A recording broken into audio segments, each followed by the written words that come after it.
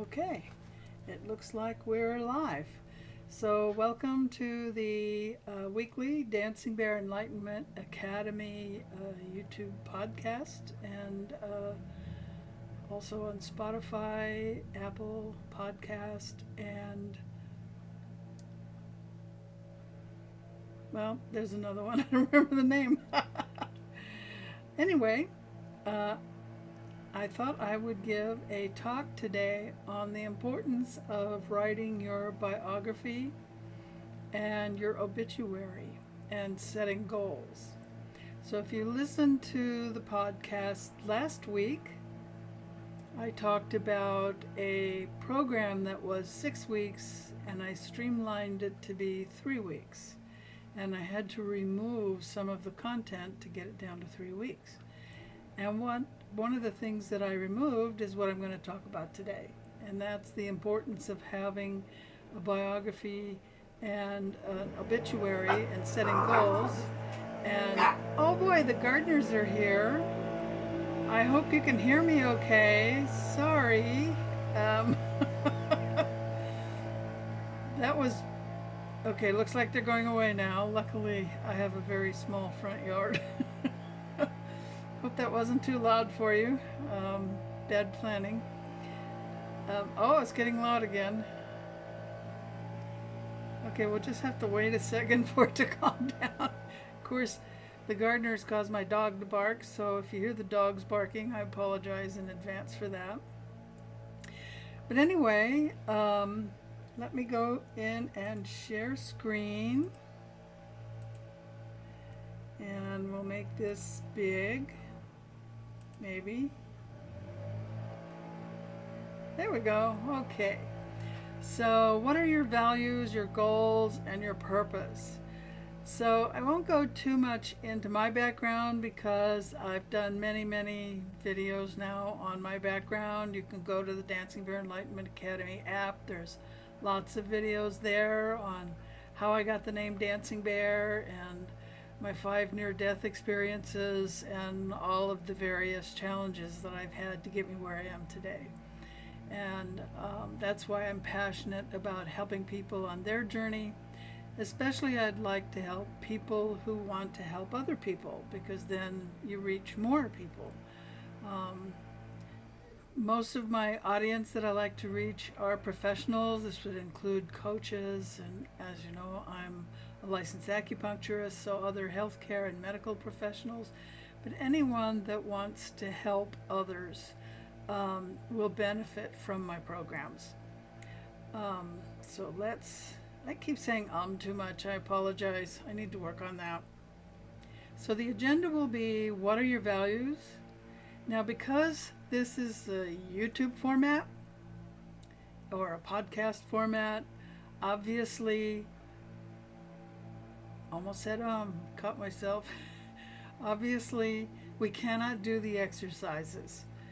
So it's mostly going to be challenging questions for you to think about. So they're rhetorical, for you to just go inward and consider, what are the answers to these questions? And they're your answers. There's no right or wrong answers. Oh, the gardener's now on the other side of the house. Sorry about that. So these are going to be your answers and things for you to consider. I know that myself, I first went through this back in the 80s when I got my first bachelor's degree. And it was very emotional. I said, didn't I? I have to work on that.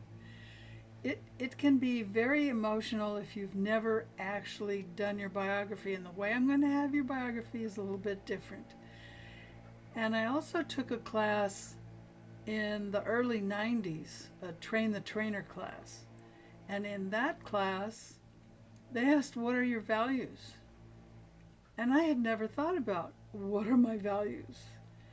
And then afterwards, we shared our values with another person. And then several people shared their values with the group. And it was a shock to me that certain values weren't my value. So these are very important that I've learned over the years. So we're going to go through some of these And if you've never done it, then it will be your first time. And if you've done it, I always recommend you do this at least once a year to reevaluate who you are. And there goes my dog. I hope you can't hear him. So, what are your values? What are the events in your life, or should say, what are the significant events in your life? Write your obituary. What are your goals? You know the old saying, if you don't know where you're going, any road will get you there. And lastly, what do you know your soul purpose? Because if you don't know your soul purpose, how do you know you're doing what you came here to do? And of course, you have multiple soul purposes. So we're going to go through all of that. So, first is, what are your values? Why is it important to know your values? How do you know if the people that are around you are the people you should be around or are best for you? And that you know by your values. So if you have a value of do not steal and you have friends that steal, why are you having those friends? Now that's an extreme example. And do you ever want friends with different values? I think you do, because they present other viewpoints. You just have to respect the fact that they have different values.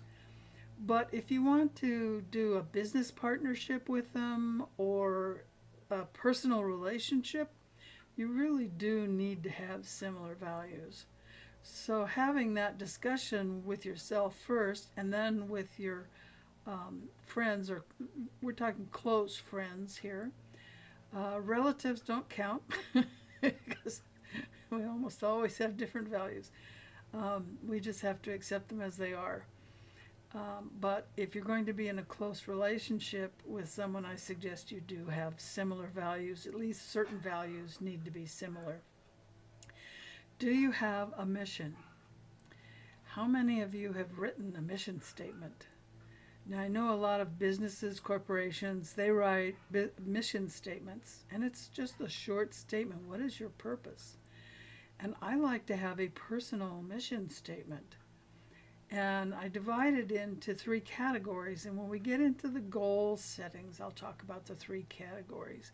And when you go on my website, excuse me, you will see a mission statement for all my different businesses.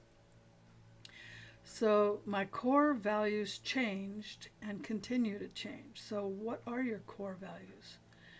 And do they ever change? I know mine have. I was raised Southern Baptist. And when I was a young teenager, I couldn't figure out why people read the Bible out of context, because that's not how I read books, and I like books. So I decided to read the Bible like a book. Of course, I was a kid, and I read it as a literal book. And I went, this is full of crap, and became an atheist. So now I had those values. And then when I got older, I got sick and almost died several times, started meditating, found God, read the Bible again from cover to cover like a book. But now I'm an adult, and I don't read it literally. Now I understand symbolism, and I see the hidden messages. So this changed my values again. So these events in our life, the significant events, which we'll get into in the biography, change your values. Do you notice these changes? Have you recorded them? I like to journal, so they're in my journal. It's important to journal because you can look back later and go, wow, I really felt like that before. Oh, wow. Because we forget. Not that you want to remember necessarily, but it's good to, you can only compare your progress with yourself, not anyone else. And it lets you see, wow, I've really grown since whenever. So why are values important? Well, if you don't know your values, how do you know who you are? How do you know what's important to you? You may get upset about something and not even know why. Well, it went against one of your values. So knowing your values up front, when it starts to happen, you don't take it personal. You go, okay, this goes against my value. I need to disconnect or walk away or whatever behavior is appropriate for the moment. So if you do a web search for values, and there's tons of places with lists of values, in class, I would give people a list of 100 values and have them pick 25. I'm just telling you, go out on the web, do a search for a list of values, and there's a lot of lists out there, and pick 25 of them. And then of the 25, narrow it down to your top 10. And then at the very least, put the top 3 in order. You can put top 10 in order if you like, but at least know your top 3 values.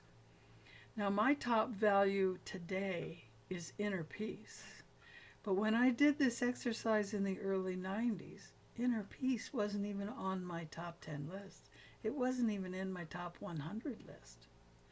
So that just shows you how you can change over time. And when you know your values and when you listen to the values of other people, you go, wow, I never considered that. And you may change your values as a result.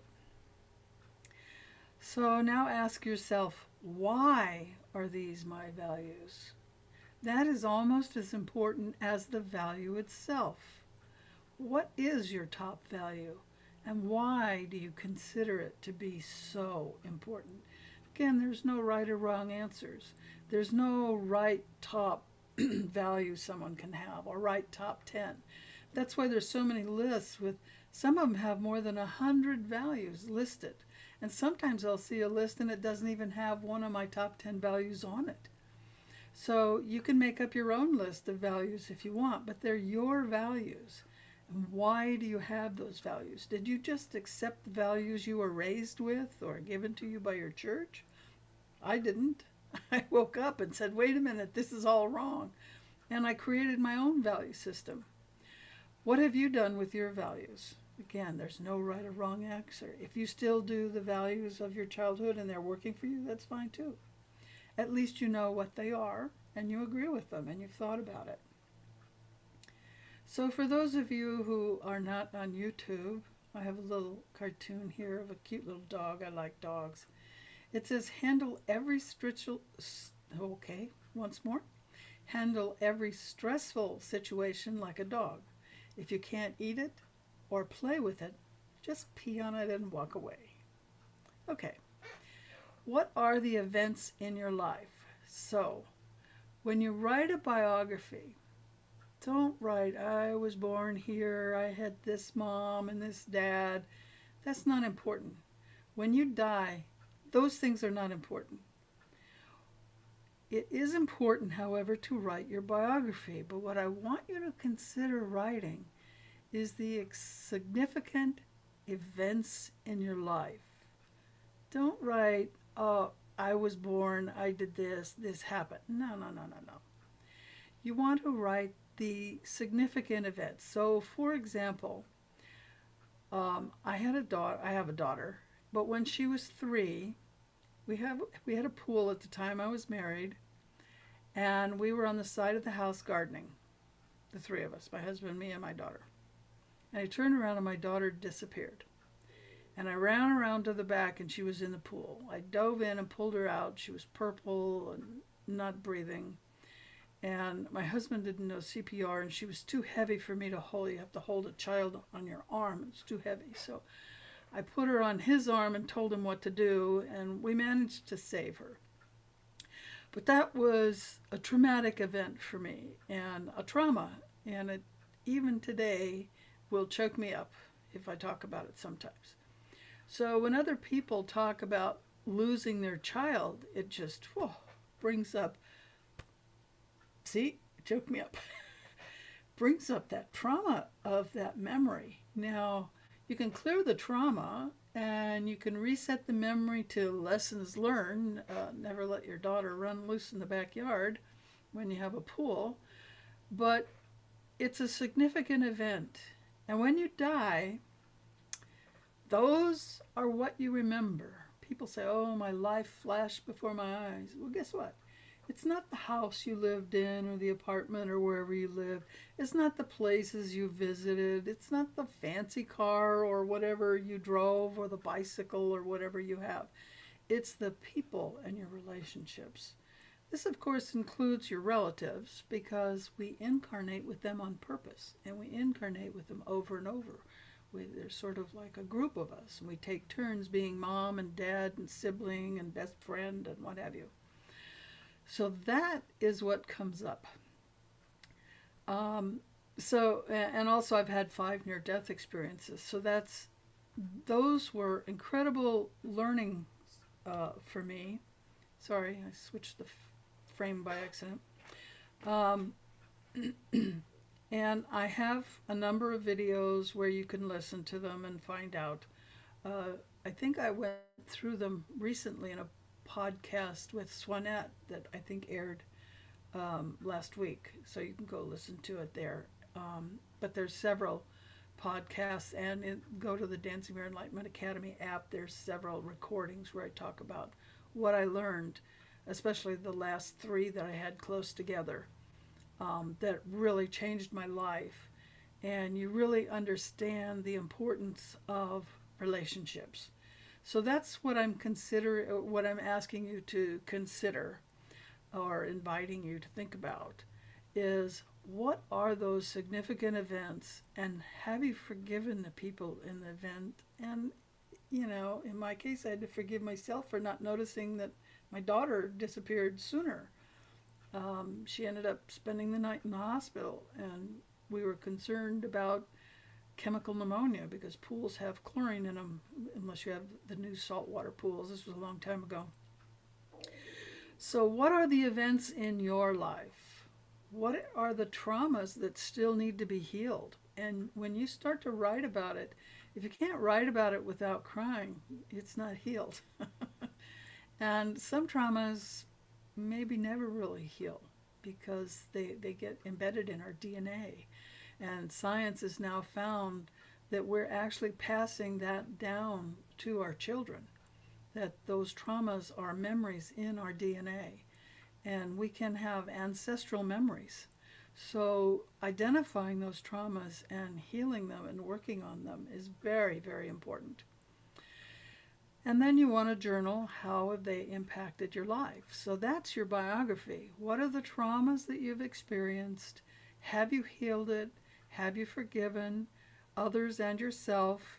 And what is the impact? How has it changed your life? What do you now do different because of those traumas? And eventually, that, if you've had as interesting a life as me, that can become a book, because we've all had traumas. I'm sure everyone listening has their share of traumas. So write your obituary. Why would you want to do that? Well, this is your legacy. Do you have a legacy? Have you even thought about your legacy? We're all going to die someday. What do we want to leave behind? Now, some people, they want to leave behind buildings. They become an architect, or they want to leave something concrete, or maybe they write 50 or 60 books because they want to be remembered, or they become a movie star and leave behind all these movies so that no one will forget them. But your legacy is much more than that. Your legacy is the impact you have on people, because they in turn impact others. And to me, that is the most important legacy you can have. So what is the legacy you want to have? And you don't this is what I get from some people. Well, I want to be nice to everybody. Well, sometimes being nice, you need to walk away, not be nice, because people are abusive sometimes. You don't want to stand there and take abuse. And I see sometimes nice people putting up with things they shouldn't, and then eventually they get really, really angry, which, if you don't deal with that, you get cancer. So the answer isn't to just be nice and just, be respectful. It's much more than that. You have to take care of yourself, and you have to think about, what is it that you want to have as an impact? How do you want to be remembered? Now, of course, there are people that, what was that guy's name? I never met a person I didn't like. I forgot his name. He wrote a book I read decades ago. And I can't remember the name of that either. Oh, well. Some people make it a point to always like everyone. Bill Clinton's a good example of that. They're very charismatic. Everybody likes them. They're really sweet because they want everyone to like them. And we're not talking about that. We're talking about people who leave an impression. They can be a negative teacher or a positive teacher. Negative teachers are people that teach us, oh, that's not how I want to be. That's still a legacy. It may not be the one you want to have, but it's still a legacy. So, have you ever written an obituary for a loved one? Well, most people do an obituary the way I talked about not doing your biography. Oh, they were born here, they're survived by so and so, they lived here, whatever. That's not their legacy. What is the legacy of someone that you have lost? Well, sometimes people have what do they call wakes or some kind of event, and others will get up and they'll talk about the impact that person had on their life. That's your legacy. What are people going to say about you when you die? What are you leaving behind? So, if you write your obituary, you quantify exactly what you want to have people remember you by. If you've never thought about it, how do you know? You don't have a goal, you don't have a plan. How do you know what you're doing is going to leave the legacy that you want? So that's the importance of writing your obituary. And then, of course, last but not least, what are your goals? If you have no goal, where are you going? Any road will get you there, right?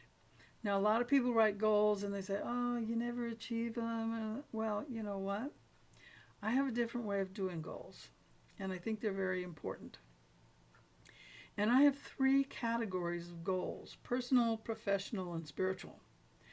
And every year, I reassess my goals. Now, you can have more categories if you like. Personal goal might be you want to learn how to do something, or you're going to start a garden, or you're going to. One year, I spent a whole year working on being more patient. So sometimes I'll set a personal goal. It's something that I want to either change myself or improve, or something I want to learn. And it has nothing to do with work. It's just me. I'm going to work on me. It's my personal goal. It might be changing your diet, it might be exercise, whatever. What is your personal goal? Then you have a professional goal. Maybe I spent my early years in Silicon Valley. I had a consulting company there. Maybe it was learn a new skill or learn a new language or what have you. If you're retired, then or you are blessed enough that you don't have to work, then maybe it's what volunteer work do you want to do, or what foundation do you want to manage or support. Um, Unless you just sit around the house all day watching TV, that would be a boring life. And you probably are not watching this podcast. So, what are your professional goals? And then, what are your spiritual goals? And if you have a religion, then what are your religious goals? I don't have a religion, but I am very spiritual. So, it might be you want to meditate more or pray more or whatever your belief system is. If you're an atheist, then you still need to have some kind of way to support your soul, your spirit, your energy, your higher self, whatever you want to call it in your belief system. So think about those three areas, and if you want to add more, that's fine. And create a goal and a plan. So I like to have a 3-year plan, a 5-year plan, or a 10-year plan. Some people, 10 years is like, oh my God, I can't even, who knows? 5 years might even be too much. But at least have a 3-year plan, because you can accomplish a lot in 3 years. And put the goal together with weekly milestones. And if you miss a milestone, you don't beat yourself up, you just adjust your plan. Stuff happens, things come up. But if you review your goals every week, once a week, you just sit down and say, okay, this is what I'm going to do. And every time you achieve one of those goals, you give yourself a reward. So part of your goal is, what are you going to reward yourself? Maybe you decide you're going to take a class, and maybe it's a 1 year program. So at the end of the year, you're going to go out to dinner with a bunch of friends, or you're going to go on a vacation. If you maybe decided to get a college degree, and at the end you're going to go on a vacation. Or maybe you're going to start a new business. How will you start that business? What are your goals? And how will you reward yourself? Always have a reward, because that's what you look forward to. So review your goals daily. So decide, what do you need to do today to be finished with your goal by the end of the week? And maybe you take a couple of days where you don't do anything towards that goal because you need time out sometimes. And maybe you have vacation where you don't work on any goals at all. Maybe you're just going to veg out for 1, 2, 3, 4 weeks, however many weeks you're blessed to have as vacation. And then just plan out. And it doesn't have to be so rigid that your whole life is planned down to the minute for the next 5 years. No, we're not talking about that. Give yourself time to breathe. Give yourself space, but have a goal. And you'll be amazed if you do a little bit every day or every week, eventually you'll get there. I saw a class, I saw a class recently by someone who teaches people how to get their book written. And he said if you spend 15 minutes a day writing on your book, you'll have your book done, I think he said in 90 days or something like that. I guess it depends on how big the book is. If you decide to write a simple little pamphlet type book, you should be done in less than a week. If you spent 15 minutes a day, then it may take you another week to edit it. If you write like I do, you have to edit over and over. And then annually, review and rework your goals. So instead of saying, well, I'll never achieve my goals, say, I'm going to achieve my goals. I'm going to have a plan for achieving my goals. And if I have a roadblock, I'll just reset the plan. And eventually you will, even if it takes 10 years, you will eventually achieve your goal. And of course, like I said earlier, have rewards for your accomplishments. If you did it, great. And you should be rewarded for it. And if your family doesn't appreciate the fact that you just accomplished it, find some friends, celebrate with them. So there's a Native American proverb on the screen, so I'll read it since those of you that are listening only won't be able to read it. Listen to the wind, it talks. Listen to the silence, it speaks. Listen to your heart, it knows. It's a Native American proverb. So do you know your soul purpose? Now this is very important, and you have multiple purposes, and you create those purposes before you incarnate into a body. You decide what energy you want to have, you decide your astrology. Now, if that's not in your belief system, okay, fine, but I've died and have been on the other side. Trust me, there's another side. You don't die, okay? This is a learning experience that we go through, how to live in a 3D world where we don't know when we're going to die, but we know we're going to die. We're affected by our emotions and our hormones and world events and local events and family. And it's very challenging to be in a human body, but that's not who we are. You have a soul, and the soul is eternal. And it decides ahead of time why it's going to incarnate and with the people that it incarnates with. And it's important to know all your different purposes, because if you don't achieve them, you're just going to have to come back and do it all over again. And if you've had challenges in this life, and if you're listening to this, I know you've had challenges, lots of them. Do you really want to go through that again? I don't. So it's really important to know your soul purpose and are you achieving it? And if you're way off your path, we get kicked in the butt. I know, I've been kicked many times. And you either wake up or you die. And that's what was happening to me. I was dying. I knew if I didn't change, I would be dead. And I went from believing only in Western medicine, which was killing me, to turning to meditation and alternative health care, which saved me. And it was a combination of the two. It was through meditation that I started to understand what I needed to do, what I had to change, and through natural health care and acupuncture, I learned how to do that and to get the treatments I needed to heal what I needed to heal.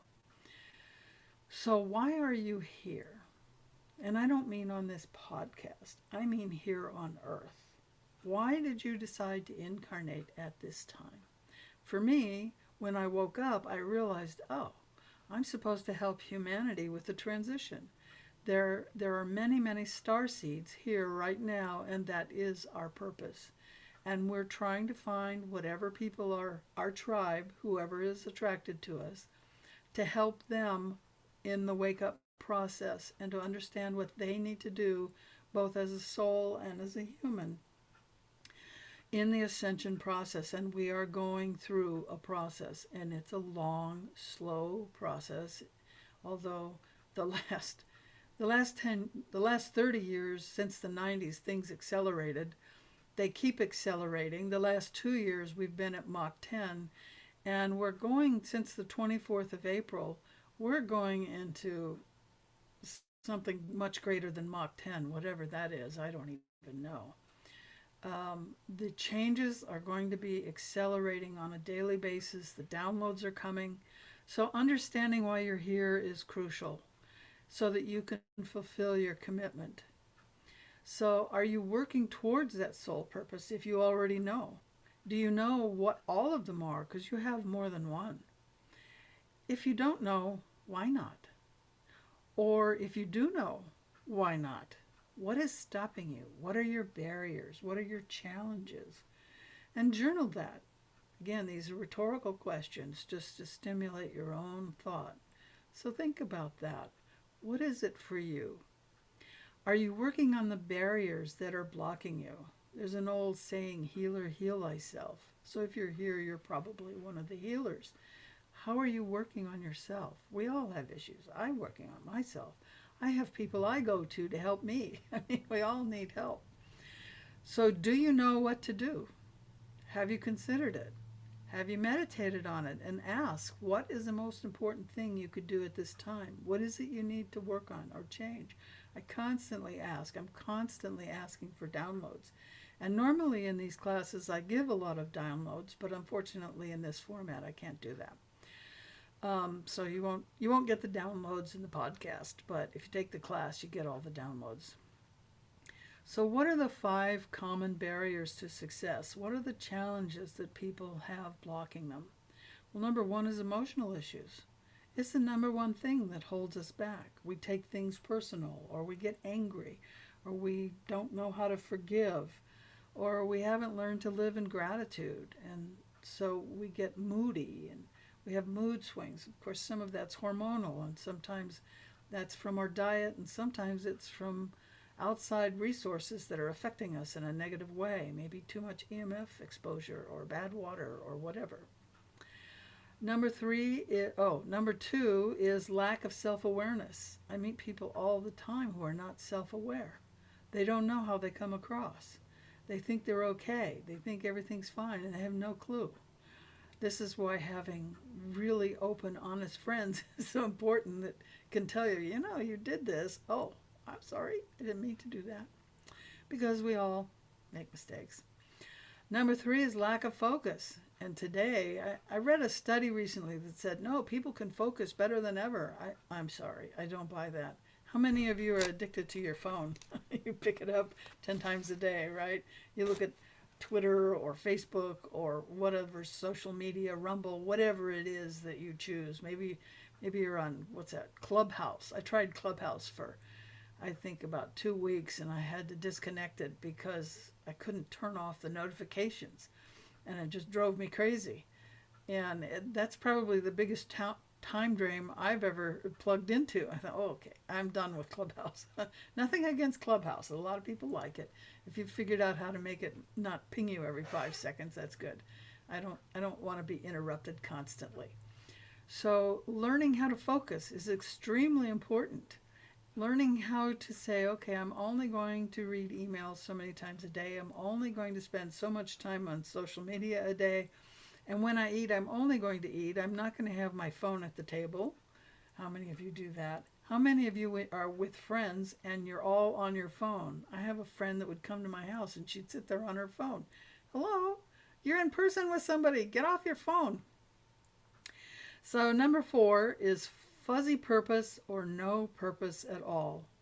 So, you have a purpose, you just haven't tuned into what it is, or you haven't looked at it and really clarified really what is my purpose? What what is my goal?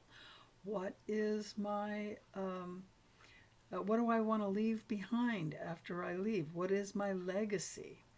And then number 5 is you don't know what to do about 1 through 4, or you know what to do and you don't try. And that I know what to do, but I don't try is probably the worst of all. So I would invite you to think about all of this. I've given you some steps that you can follow. If you want the slides, I'll be happy to send them to you. You can get hold of me if you know how. You can go to the dancingbearenlightenmentacademy.com, or you can go to omforsuccess.com, or you can go to drbeverlylawrence.com, and there's all kinds of ways to contact me there. So there's a quote on the page. I'll read it for those of you on the podcast. Holding on to anger is like drinking poison and expecting the other person to die. Supposedly a quote from Buddha.